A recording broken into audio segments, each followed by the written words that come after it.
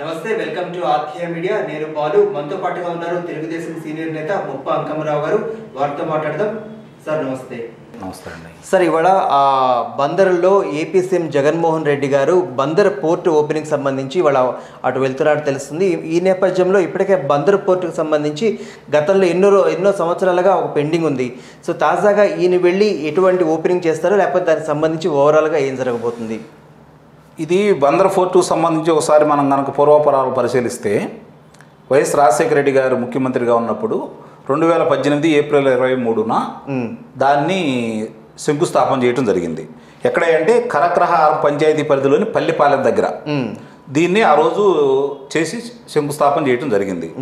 నిర్మాణ పనులు మాత్రం ప్రారంభం కాల అనివార్య కారణాల వల్ల, ఆ రోజు జరిగిన పరిణామాల వల్ల, తర్వాత ఆయన దివంగతుడు అయినందువల్ల ఆ కార్యక్రమాలు కొంచెం అట్లనే ఉన్నాయి.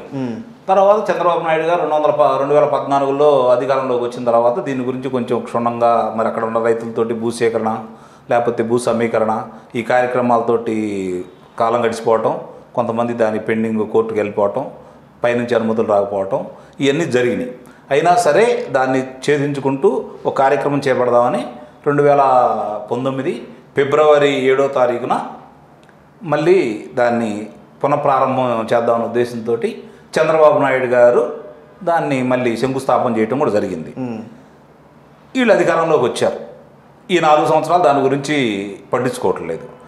మరి మొన్న దాని గురించి పేరు నాని గారు, స్థానిక శాసనసభ్యులు, మాజీ మంత్రి గారు 2024 నాటికి మేము అది పూర్తి చేస్తాము, కంకణబద్దులై ఉన్నాము, నిస్సందేహంగా దాన్ని పూర్తి చేస్తాం, చూడండి మా తడాకా అని చెప్పి ఆయన చెబుతున్నాడు.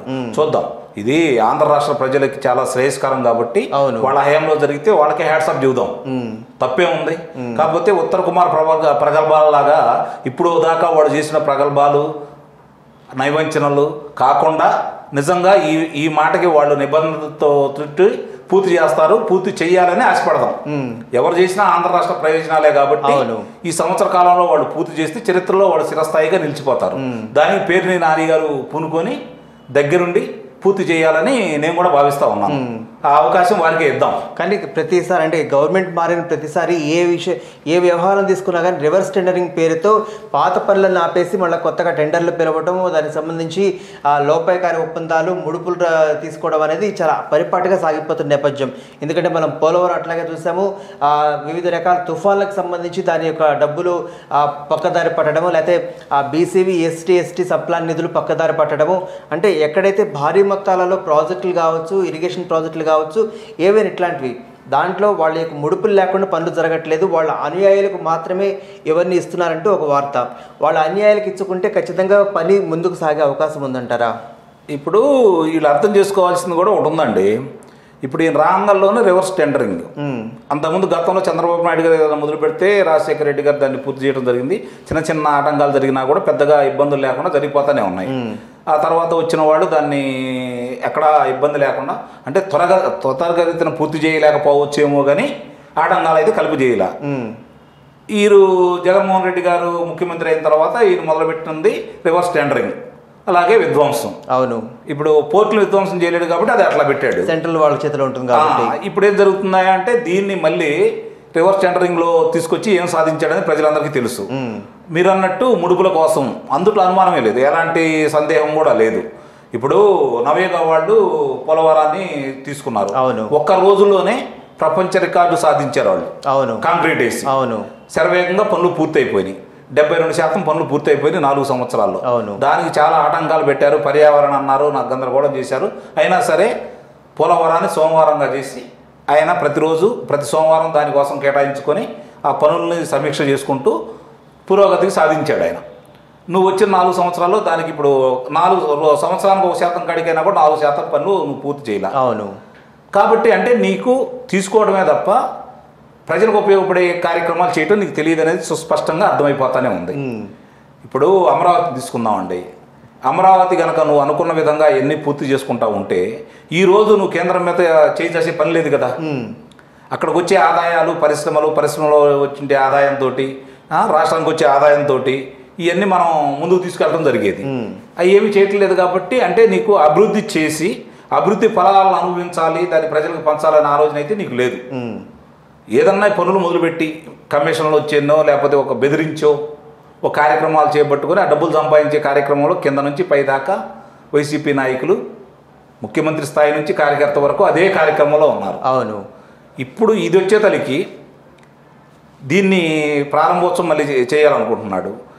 నేను ఆ కాంట్రాక్టులకు ఇచ్చే సలహా ఏందయ్యా అంటే నా సొంత అభిప్రాయం చెబుతున్నాను నేను. చెప్పండి. ఇప్పుడు వరకు జరుగుతున్న ఆయన్ని పరీక్ష చేసుకుంటా ఉంటే పిచ్చిమండ అడగలారా, రేపు పొద్దున మీరు మొదలుపెట్టినా మళ్ళీ గవర్నమెంట్ కనుక వాడదే వస్తే చాలు, మళ్ళీ రివర్స్ స్టాండింగ్ నిండి పంపించి ఇంకోటి తీసుకుంటారు. ఎందుకంటే వాడు కమిషన్లు ఇస్తారు కాబట్టి రూపాయికి కమిషన్ల మీద పోయిద్ది, ఒక పైసా పని కూడా జరగదు.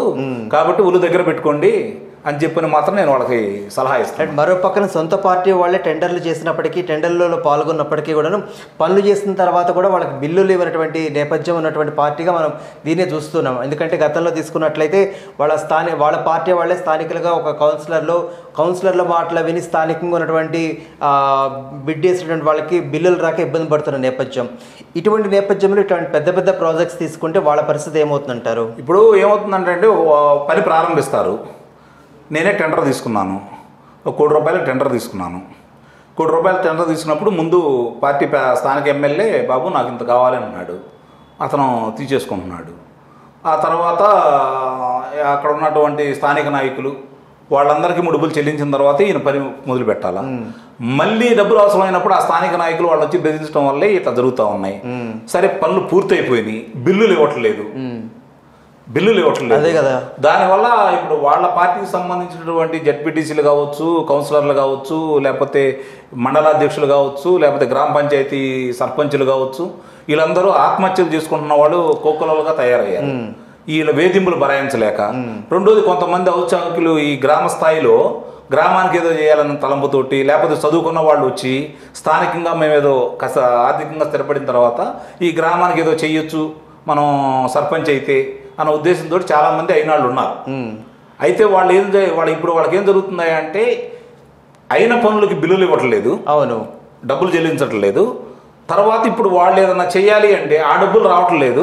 కాసిన కూర్చో ఉన్న డబ్బులు మొత్తం వాళ్ళు ఖర్చు పెట్టడం జరిగింది.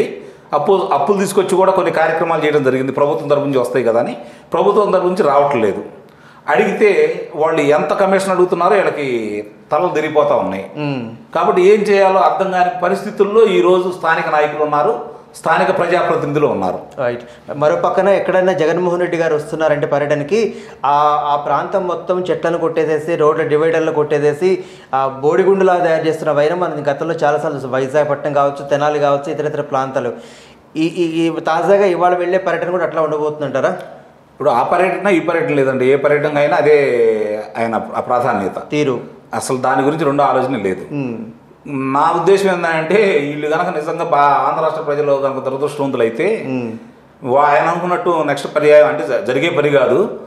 ఒకవేళ పై వాళ్ళ ఆశీస్సులతో కనుక మళ్ళీ ఆయన అంటూ రావడం జరిగితే మీరు అన్నట్టు ఈ దావ పక్కన చెట్లు కాదు, అవును, ఒక 100 గజాలు అటు ఇటు మొత్తం కొట్టేసుకొని గ్రామాలు, ఇళ్ళు, కర్మాగారాలు, పరిశ్రమలు అన్ని సకలాన్ని తీసేసి ఋషికొండతో సహా అసలు ఋషికొండ ఆల్రెడీ బోడిగుండ అయిపోయింది. ఏదైనా సరే ఎటు వెళ్ళాలన్నా కూడా 1 కిలోమీటర్ పరిధిలో అటు ఇటు ఏమి లేకుండా చేస్తాడు. అది మాత్రం వాస్తవం. రైట్. థ్యాంక్ యూ అండి. నమస్తే.